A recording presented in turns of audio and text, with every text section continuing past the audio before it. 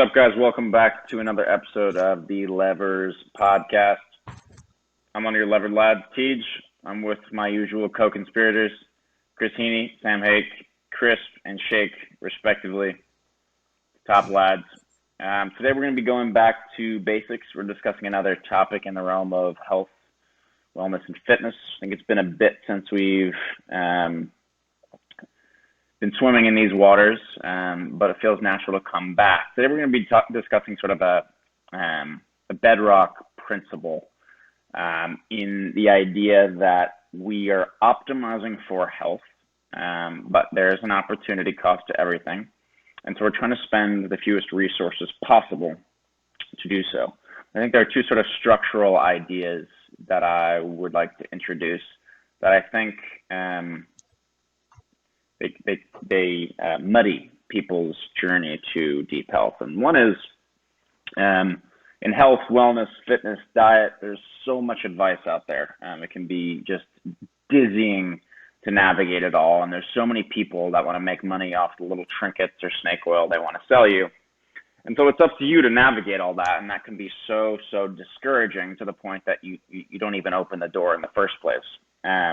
Or you sort of outsource it to a trainer or, another person trying to peddle you something.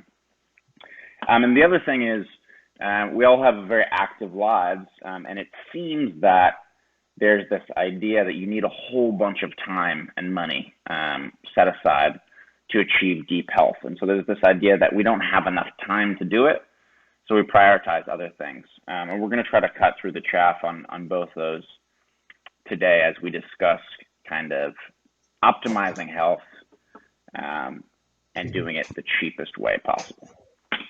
Yeah, the minimum effective dose. And I think when Shani and I interviewed you, TJ, one of the principles that you recommended for kind of navigating the confusing world of health and fitness was taking an evolutionary perspective on everything. And I think that's really helpful. So I know one of the first things is what type of training? What's the type of training you can do where you're spending the least amount of time, money, and thought? So maybe not even with training, but when it comes to anything, I think that's kind of the theme of the episode, right? The least amount of the least cost for the most results relatively, right? And right. If anybody follows TJ on Instagram, they see him like a damn gorilla out there, climbing up trees, doing pull-ups on trees, hopping in a frozen lake and just doing wild shit like that. But I think it kind of is just part of your principles, right? Like you go 100% for a short amount of time and expose your body to a lot of stress, and then that's it, right? You don't have to think about it the rest of the day. Comparatively, I know I've kind of gone down this path where, I was listening to a lot of bodybuilders and power lifters, and I was like trying to optimize for every little thing. And it just took up so much thought in my head where I'm like, am I eating protein every 3 hours? Am I getting the perfect amount of caloric deficit where I'm not, lowering my metabolic rate, but I'm still losing fat at this rate, right? Like counting the calories down to the decimals basically. And I think I've definitely come back to just like what's simple, what's effective, what fits into my life.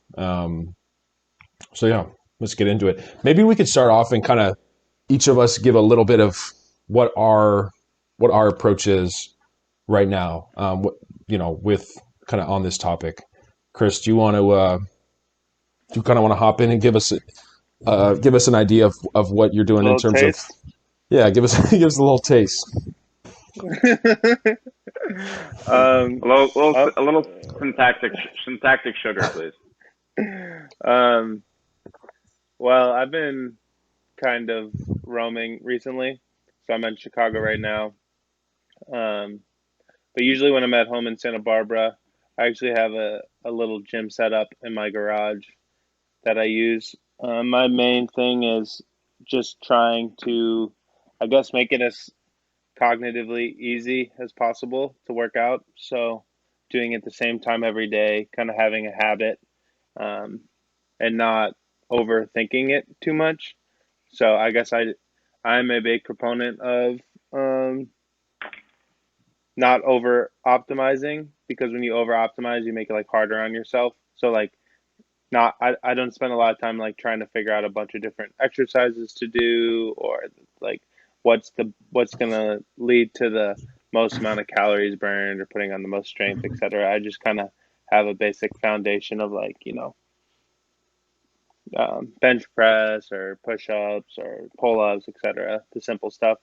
Um, and then recently, so that, I think that's one of my main pillars is just having a simple routine that you do every day, and sticking to it. And then recently, I've been trying to um, kind of make it such that I'll go for an intense shorter period of time instead of doing like a bunch of exercises for more reps over a longer period of time. Um, I think the benefit there is, well, one, it takes less time, which is nice, and two, I think it's actually harder. Like I think part of the reason we want to just do like these really long but slow workouts is because it each instant is easier, um, right? But then overall, it's like you actually get a worse workout in, and then if you just like went 20 minutes for um, like really hard. So an example of that, instead of just doing like a bunch of sets on bench press, I'd rather do like a lot of push-ups really fast and just be gassed after like essentially like 5 or 10 minutes. Um, and so those are kind of my things are, consistently working out, making it easy to get into the workout, and then when I do it, trying to make it so that I just get to kind of exhaustion pretty quickly so that it saves time. That's my taste of crisp. Yeah. Um, for me, so for everything in health and wellness, I try to use sort of a primitive approach in that I structure the behavior around what would have been present in our hunter-gatherer past. And so you can use that for pretty much everything. It's a pretty simple model, and it tends to work, and it allows you to sort through all the noise out there and figure out what makes sense and what doesn't. So anyway, you can use that so for exercise in particular. Um, I do very, very high intensity stuff for short periods of time, 6 days a week. And the rest of the time, I'm doing constant low level activity. So it kind of mirrors the sort of pattern that you'd see of a hunter, right? The hunter's roaming for a long time, tracking, walking with the troop, and then when there's something to kill, it's 30 seconds to a minute of balls to the wall. I'm not doing 30 seconds or a minute. I usually do 20 minutes to 25, but it's nonstop for that session. Lots of muscle tearing, lots of intensity, lots of endorphins, and then for the rest of the day, it's 6, 7, 8 miles of walking. So it's sort of that barbell effect that mirrors our past. I don't really go in the gym anymore. I don't really like how linear and non-functional it feels. I see a lot of people getting injured in the gym. I feel like you see a lot for sort of outdoorsmen, people that kayaking, swimming, hiking, surfing. I think you see a lot less injuries across the board, and I think that's for good reason. Developing sort of functional strength.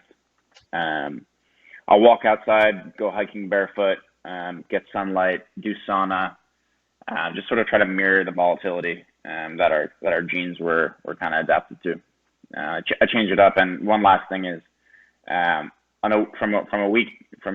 the past week, I always try to one up what I could do that week, and so that kind of pushes the body further and further and further, gets you stronger, moves your baseline forward. I think that's kind of it's also a good mind game, right? Yeah. To push yourself a little bit further each week, to stay in the ice, cold water a little bit longer, to stay in the sauna longer, yada yada Yeah. yada. I think it's a good Yeah. practice. I think, and I think that's something that people don't understand. But like, it was a similarity between both of your guys' routines is like training to failure. And in the gym, like most of the people who were working out, I think they don't work out as hard as they actually should if they want to get stronger and like improve their body composition. Because like the way I understand it, I'm not a doctor, right? But those reps that you're like those last few reps that are so hard and it's burning and you're like, let's say you're doing push-ups and you're like shaking and you're barely getting up, right? Like, and you literally can't do any more. Like those last reps are like what triggers the muscle protein synthesis, because it's literally kind of like you pointed out, TJ. It's like you're putting your body in condition and saying you have to adapt to this. Right. Otherwise, if you're just doing the same thing, like your body's not gonna change, right? Your body's gonna, if it can withstand the current conditions, whether that be, lifting, sauna, whatever, it's gonna say, okay, well, we don't have to change because we can do this already easily, right? Yeah. So It's hormesis. yeah, because, and I also agree with Chris. It's like if I think something I'm thinking about is just like you got to look at the big picture, right?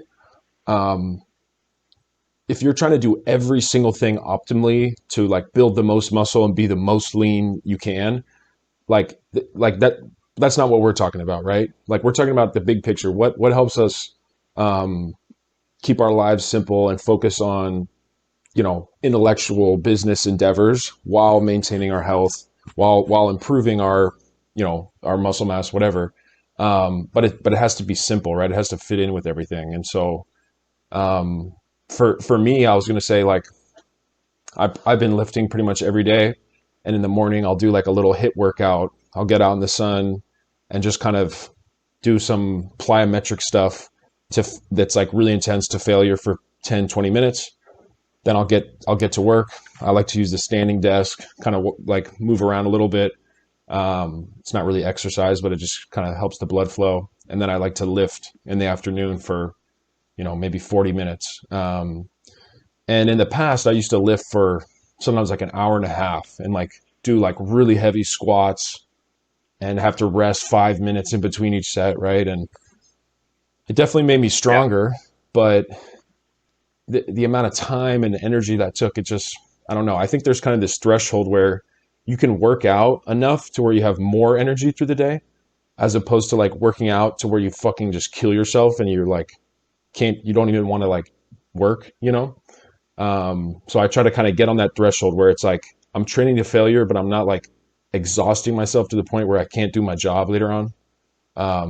So that's kind of my approach. I think I kind of take the absolute failure approach the best I can. I mean, you can never push yourself to like true failure where you're fainted. But I find that like in the 5 minutes after a really intense hit workout, so like 20 minutes balls to the wall, like I feel devastated. But then like very quickly the body rebounds, and if you're putting your body through that over and over again, typically like it's not going to ruin my day unless I injure myself. Um, but I think there's like a bunch of things in there that we could discuss. First, the standing desk. I think that's an amazing example of merging buckets of your life that for some reason modern society has bifurcated. So you're merging the exercise and the professional bucket there, right? Like you're literally burning calories as you type at your desk. Chris and I just finished a book by Vaclav Smil, who is one of Bill Gates' favorite writers. He's sort of expert on energy. And when you're standing, I believe you're using 30% more energy than your basal metabolic rate, which is your sort of your homeostatic burn rate. And so just by standing, right, which may allow you to think a little bit better, blood flow is a little bit easier. You're making inroads into your caloric deficit already. And if you do that for 6 hours a day, which at the beginning is hard, but quickly the body adapts, and that's really, really good progress, right? And people talk about this idea is a huge idea that I can't get healthy because it takes so much time, right? But if you break that down to the first principle, it takes so much time because you're separating your exercise time from the rest of the buckets you allocate your time to. So you're not socializing while exercising. You're not doing work while exercising. So exercise all the way over here takes us hour and a half, it's also in the gym, so there's commute time. It's also in the gym, so there's cash you have to pay for it, right? But breaking down those barriers makes healthy habits and optimizing for health all the more achievable and kind of reasonable. Another great example of um, of smashing down those barriers between buckets is, like, a lot of us are working at home right now, right? We take a lot of calls. Well, you can go and walk while you're doing that call. You get some sunlight, right? You're burning calories. You're walking. There are ways to do it that are simpler and less kind of facile of an excuse than I don't have time. Yeah, something I do is I like listening to podcasts and audiobooks, and I just only do it kind of when walking. Um, that's also because I'm fortunate to live in Santa Barbara most of the year, so there's always walking weather. Sometimes in Chicago, it's less hospitable to walking, but um, I guess the reason I do that is I want to be learning something from these podcasts and audiobooks. But then there's like I get a double benefit from walking and being outside. Um, and I think that's a general mental model is like, what are activities that I get benefits on multiple fronts? Because there's, yeah, the opportunity cost of your time. And so if you can do something that benefits you in multiple ways, it's easier to just like, it's easier to feel good about it versus, yeah, if you go to the gym, you might be getting stronger, but you have to sit in traffic and pay the money and do all these things, all this friction, and you only get one benefit, which is like working out. Then you're gonna just maybe write it off. Um, versus me, it's like, oh, I can go on a nice walk, get a little bit of exercise, and then also, hear about how crypto's gonna take over the world. Then it's double benefit. Another great one is, like, when you're with lads or with people, you should, like, you go on a hike, and you're rechecking in with your people, right? Spending time with them. You're also out in the sun, getting that hike done. Like, there are ways to do it, or like surfing or biking with friends. Like, there's a lot of ways where you can hit those two birds with one stone. Yeah. I mean, even like to just plug sort of an interesting figure here. There's a doctor called Doug McGuff, and he wrote a book called Body by Science. And if you really break it all the way down to its extremes, Doug McGuff shows that with about 20 minutes of work a week, 1 to 2 sessions, full body sessions, you're able to put on notable amounts of muscle. 20 minutes a week. This is not like those 4-minute ab blaster YouTube ads you see. This is a medical doctor, and he breaks down the muscle types, understands which ones respond. Very well cited. So if you really want to be extreme about it, the Doug McGuff strategy requires no time per week. Just a very sort of deliberate design of your workout. Actually, the way he runs it is, I think it's called the Big Five. And so it hits every plane in the body. So I think it's like, there's a chest press, there's a lat pull down, there's something for shoulders, then there's like squats and deadlifts.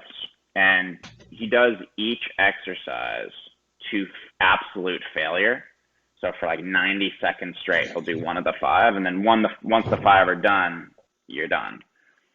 So if you really want to break it down, it's not so much about you not having the time. It's more so about how much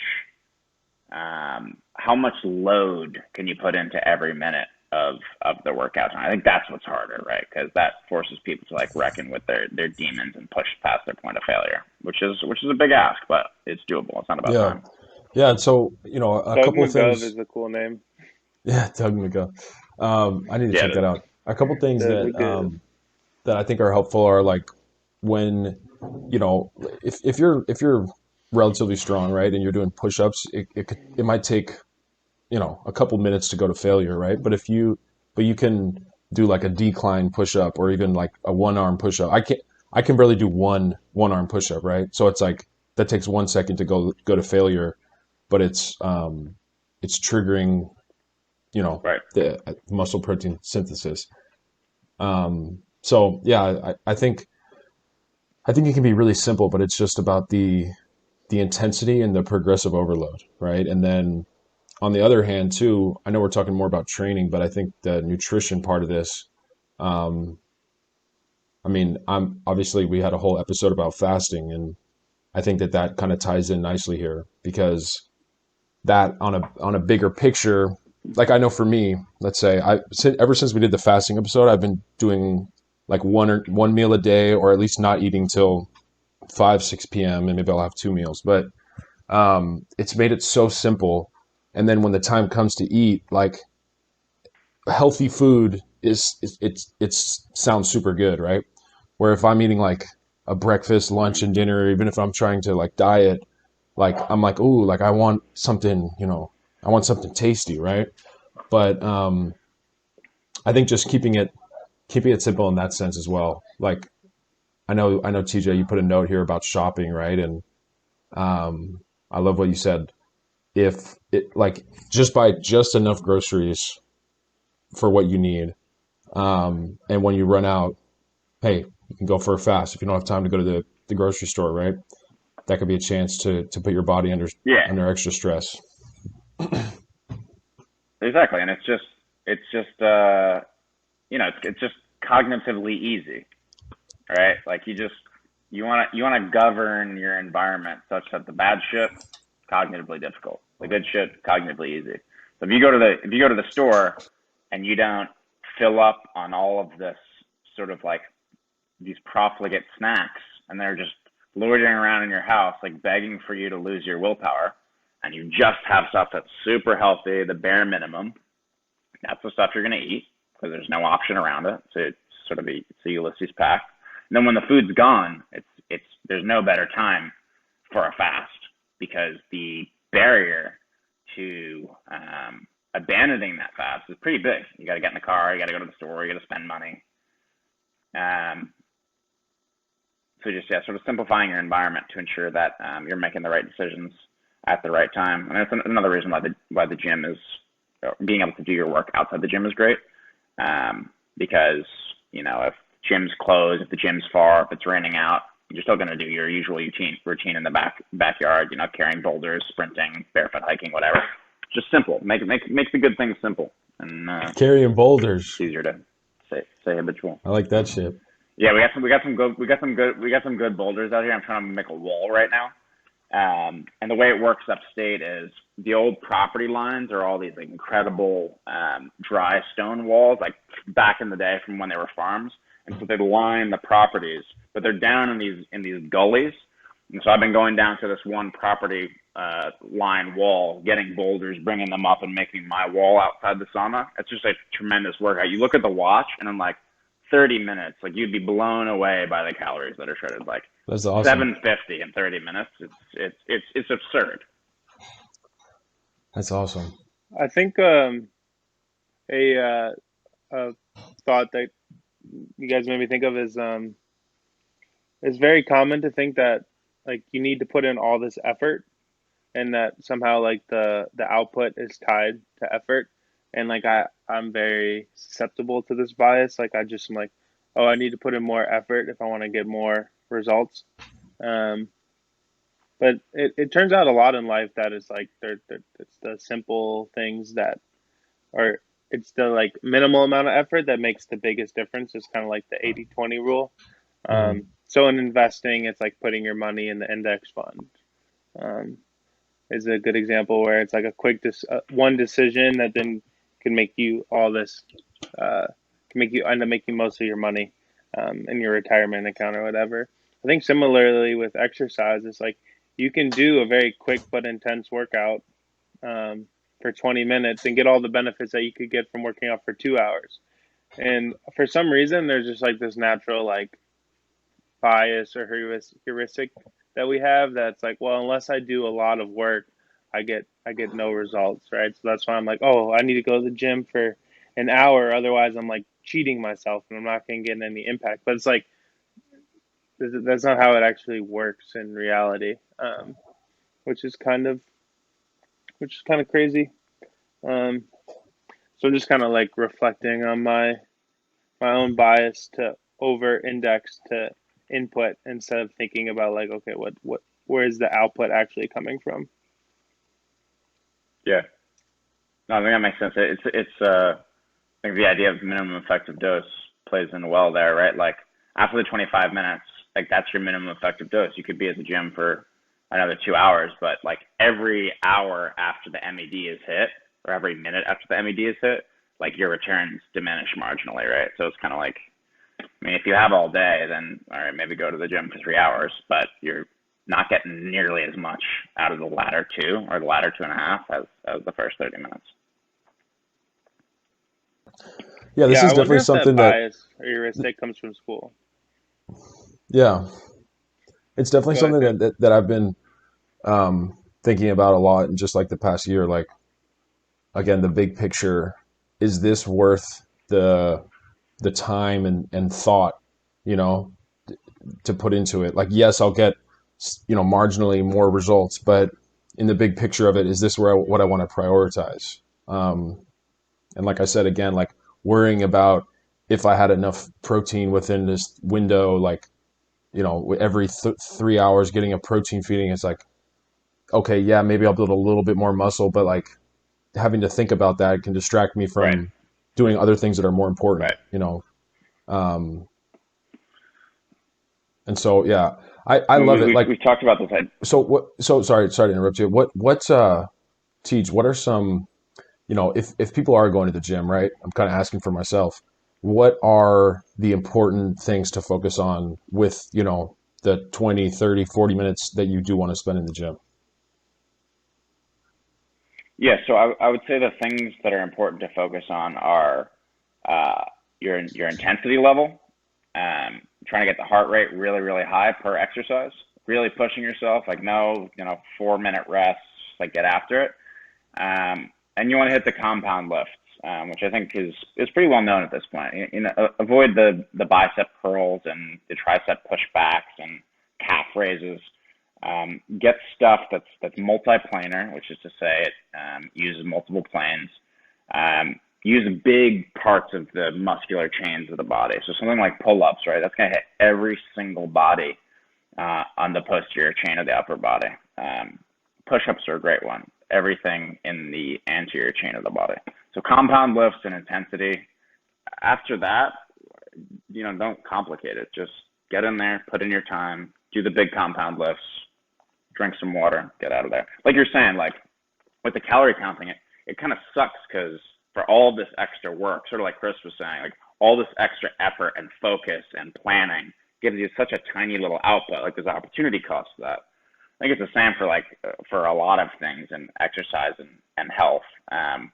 Just take broad strokes at what the right activities are, and then don't worry about so much what specific granularity is coming out. Just do the thing and be consistent about it day in, day out. Yeah. Yeah, I think a I think routine, like doing like like just getting in a routine, and maybe you take a week or two to learn it, whether it's diet. Like, let's say someone is worried about calories and they're like, okay, if you just find like a couple meals and you kind of clock, okay, this is a 500 calorie, this is 700 calories, whatever, and you just doing the same thing every day, I think is going to be, at least for me, that's one of the best ways to go about it, because then there's no planning, there's no tracking. You just are like, okay, this is what I'm doing. I know I'm Right, doing it. I don't have to even think about it. And you get that time right. and kind of space in your head back. I think another interesting thing Chris? is that, and I've heard this before, but because it was in the energy book we just read, I been thinking about it more. Is the different ways our body uses energy.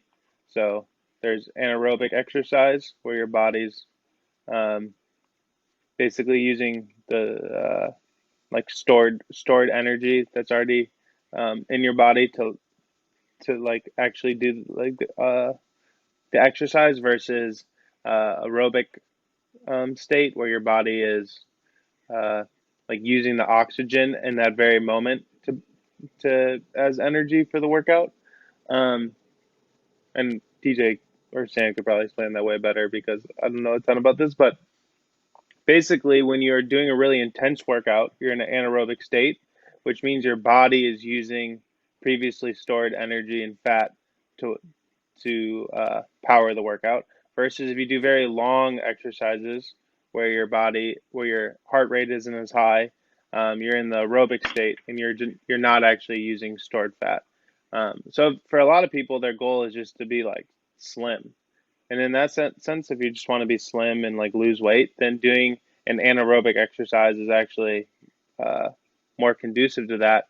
And the only way you're going to do that is actually like short, intense workouts. Like you can't stay in an anaerobic state for very long. Um, so it's kind of this an example where to accomplish your goal, you actually need to just be doing short, intense workouts, probably longer than long, low intensity workouts. I don't did I butcher any of that? You guys can fact check me. No, no, no, no. That was chilling. um, so it's kind of like this. I think that was it the anaerobic energy mechanism, lactic acid fermentation, right? Yeah, I think so. Yeah, I mean, I would wonder. Yeah, I mean, it's interesting. For sure that the high resistance short bursts of explosion, and there's so much more natural. There's so much more fitting to our past as opposed to like jogging, like the way people do marathons today. Like, there wasn't really an equivalent to that for most of us. I mean, there were some persistent hunters in the savannah, but for the most part, that's kind of unnatural. So it would make sense. I mean, have you guys seen this crazy effect where some people who are marathon runners still maintain a gut despite being pretty good marathon runners? Yeah. And you're just like, what the fuck is going on? Yeah. But ultimately, I think it kind of makes sense vis-a-vis what you just said, Chris, because when you don't access anaerobic pathways, um, and in fact, you're doing high volume, low load aerobic work, there's no mobilization of fat storage. There's no need for it, right? Fat's in fact hoarded. It's a migratory phase. And so I think that's why you see that really funny effect where like someone can shred a pretty quick marathon, but like they gotta have a pot belly. Yeah.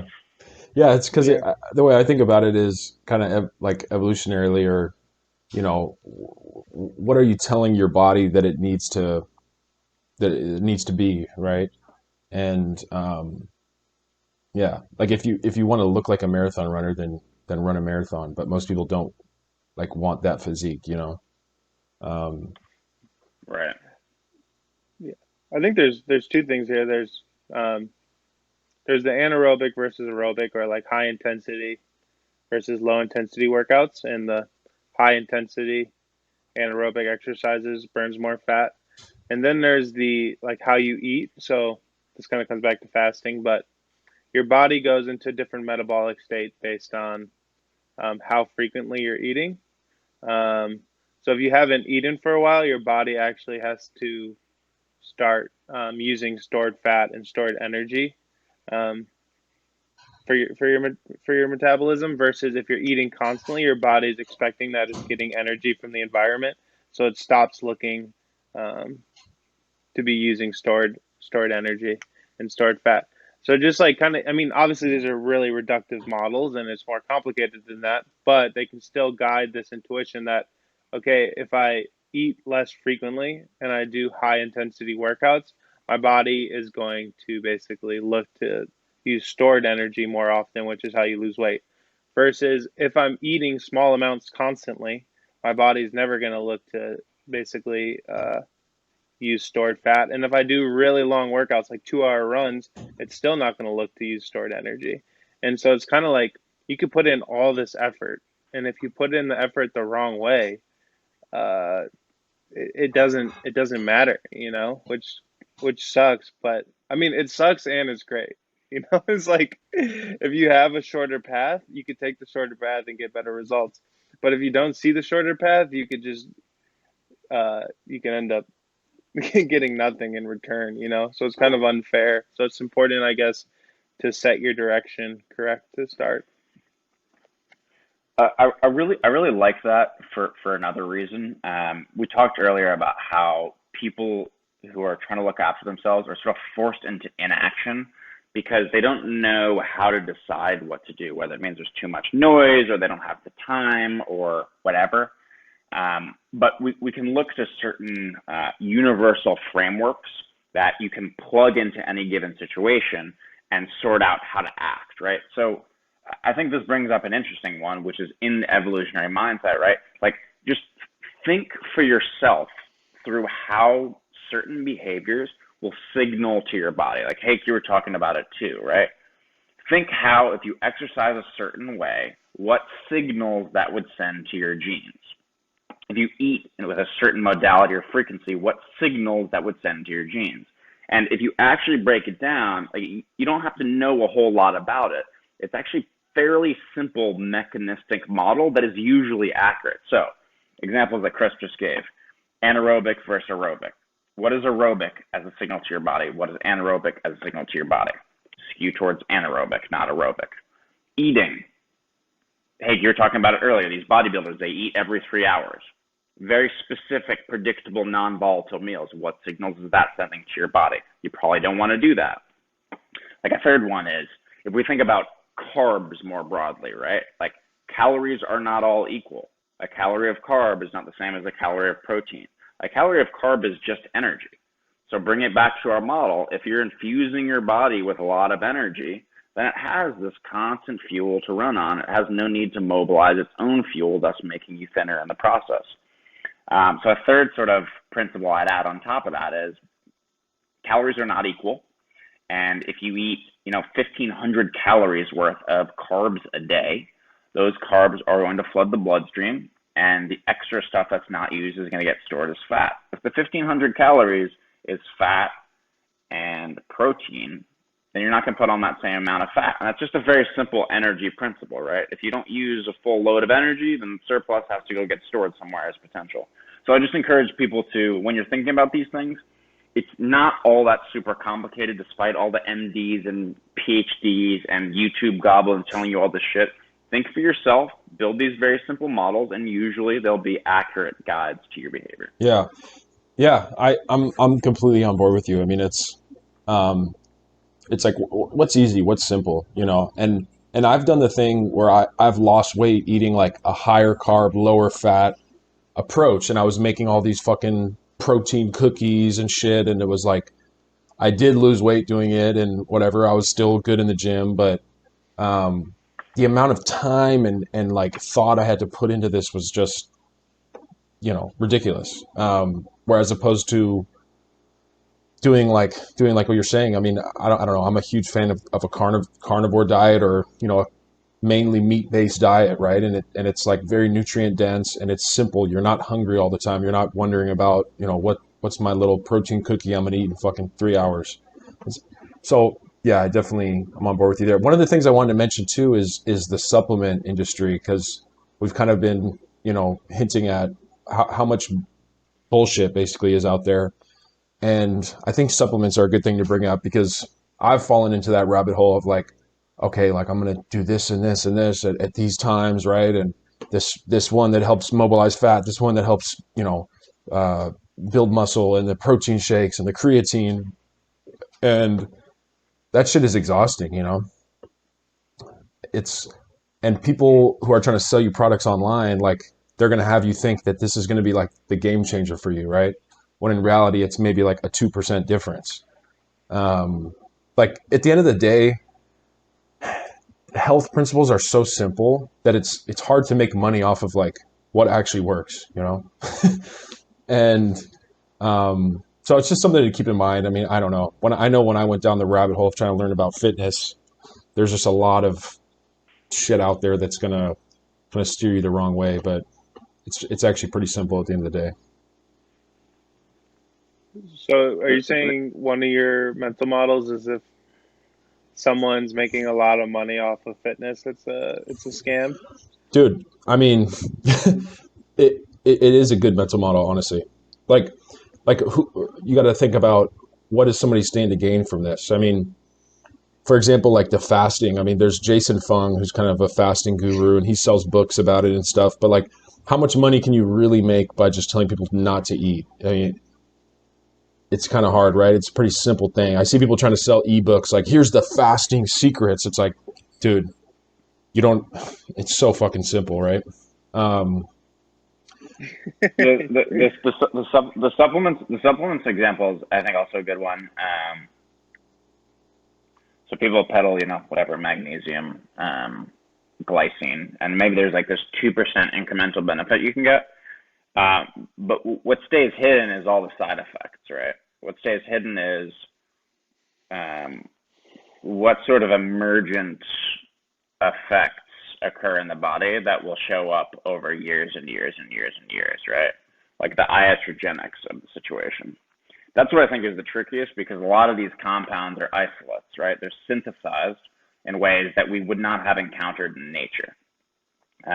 So God knows what the downstream effects are within the body, which is why I think health, I mean, largely in many domains, but for health in particular, taking a via negativa approach, removing what is obviously unhealthy, is a far more robust option than trying to add all of these little trinkets that might have a benefit. It's just that's a deep risk, and I think that the sort of Lindy effect, the idea that the longer things have been around, the longer they'll continue to be around, is particularly important for the domain of health, because while that model is not really a generative one, it doesn't allow you to experiment and build and innovate. So maybe it shouldn't be used for things like technological innovation.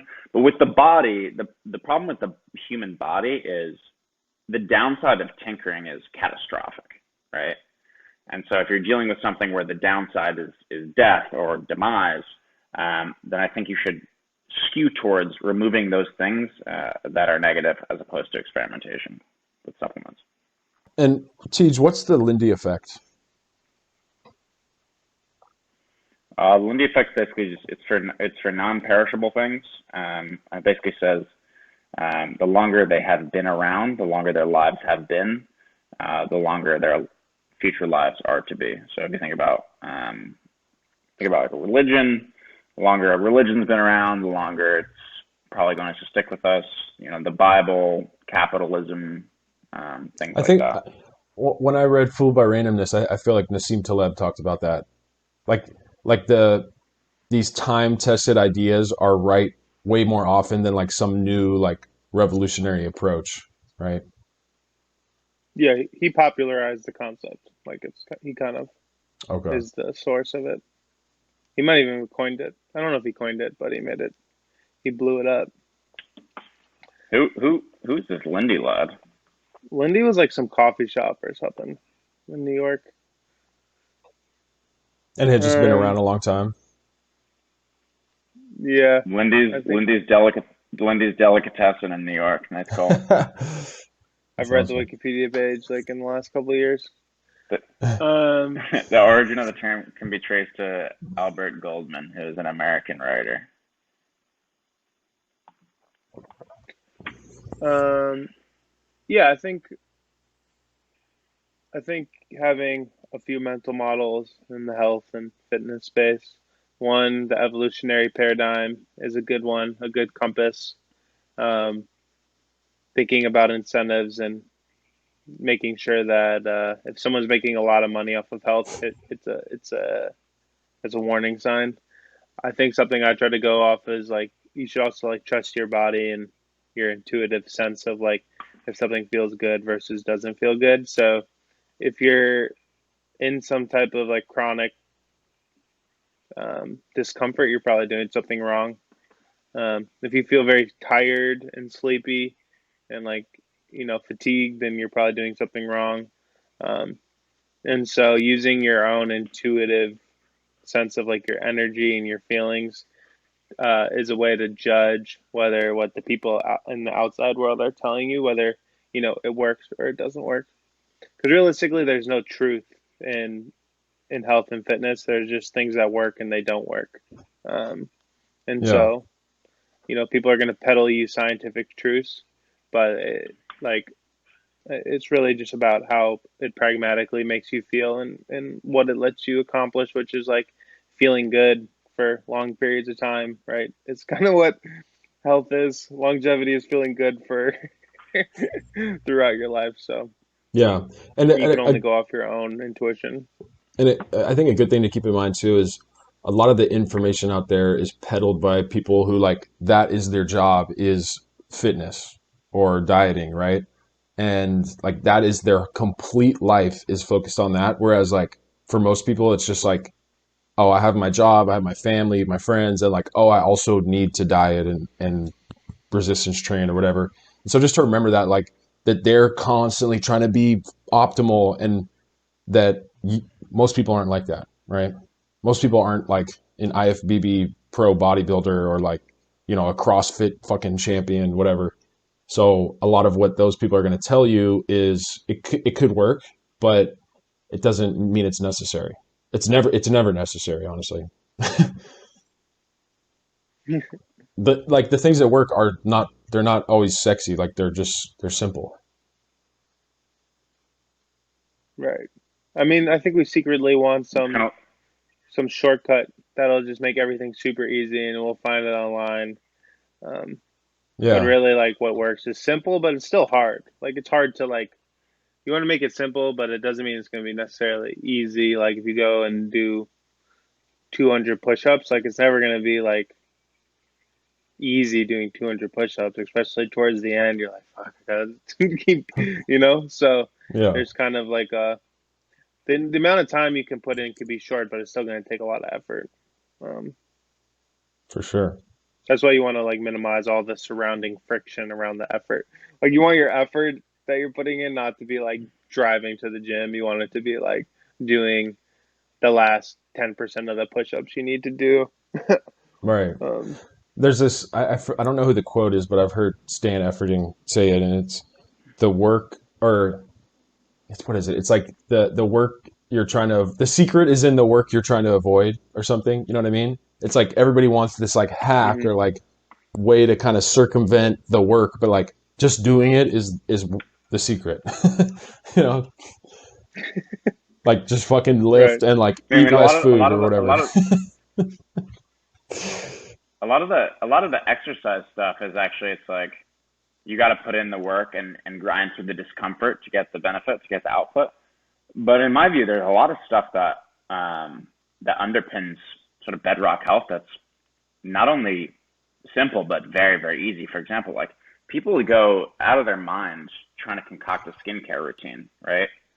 When in my experience, sun, good air, and a cold shower hmm will do far more for you than just this elaborate like what are these elaborate routines? Like what are we doing? Like your skin has been refined over a million years to be good at what it does, and then you're just like slathering it in like milk juice, like Dude, that is just go such a out in good the point. sun. Also, Like I'll add fasting that's to a that. simple example, right?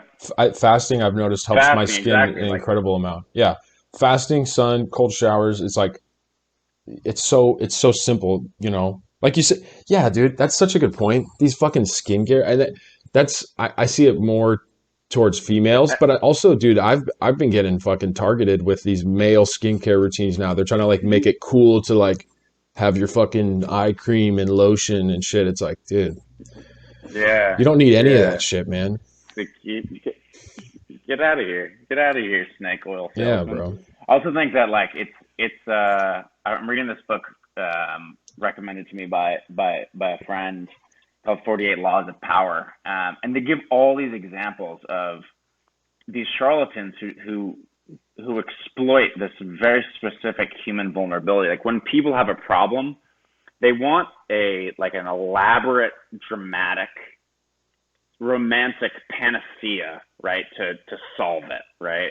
Like something like it's a problem, so it needs this big, important solution. So like guys would set up their occult healing sites in a church, and then they would see all the people in the town, and they would all come because of how alluring his moon light practice was, and it would cure them of various diseases.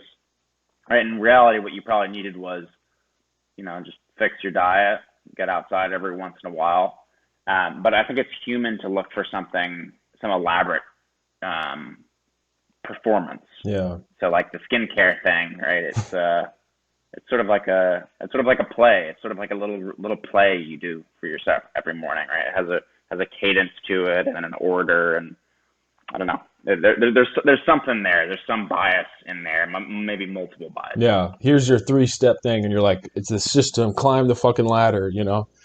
Um, Yeah, something there. yeah. Honestly, like, I don't know, maybe this is going on a limb, but like enterprises are kind of like that too. It's like, oh, if you do this and hit your target and then you're going to do this. And it like kind of sets you up to think like, oh, if I get this promotion and then I'm doing this and then I'm managing people and I'm important. And like, you know, it's like, I don't know. This has nothing to do with health, but Yeah, we're looking for that. I think what you're saying, we're looking for that like complex model to like get us to a point where, oh, then we're going to be happy and then we're going to have it figured out and it's going to solve the issue or whatever. yeah, yeah. Like there's maybe a fallacious um, connection between valuable and complex when a lot of the more valuable solutions are actually just dead simple. Yeah. Yeah. This is something I think about a lot where I find myself trying to like add something to my life to improve it, where it's often more beneficial to let go of things. And it's kind of like it's kind of something I felt like I learned from meditating, you Exactly. know? Um, like, like simplifying it and just letting go of the things actually moves you forward. And instead of like, oh, I need to go get this and add it to my life or go there. It's like, no, I just need to be here and let other things go, you know? I don't know. It's very abstract. Yeah, I feel that. I feel that. No, I Yeah. think that makes sense. I mean, meditation is kind of like to the mind as fasting is to the body. You know, they're both trying to basically forego certain things. Um, It's like what crypto is to fiat. maybe a limb. I don't know. But Maybe a limp limb. Well, lads, let's see. Anything else here? Yeah, I think that's good. I mean, we covered a lot of different things. Anybody, you guys have like closing thoughts? I think we kind of captured a lot of what needed capturing. I think. Is there any term kind of about that? Maybe one of you guys already said it, but like simple versus complex. Like what was the thing you were explaining, TJ, about? Is there any like mental model that someone's term? I'm sure there is, but I mean, I think the minimum effective dose is a is a helpful little model that often it doesn't take that much of a stressor or the right behavior um, to give you a desirable level of output. So it doesn't have to be a whole long affair. It doesn't have to be a whole complex affair. You just got to find those few behaviors that deliver gains to you, and then put some intensity into them. Um, but yeah, we don't need to overcomplicate the whole thing. I think MED well describes it. cool. Cool. Well, thank you everyone for tuning in, and we will see you on the next episode. peace.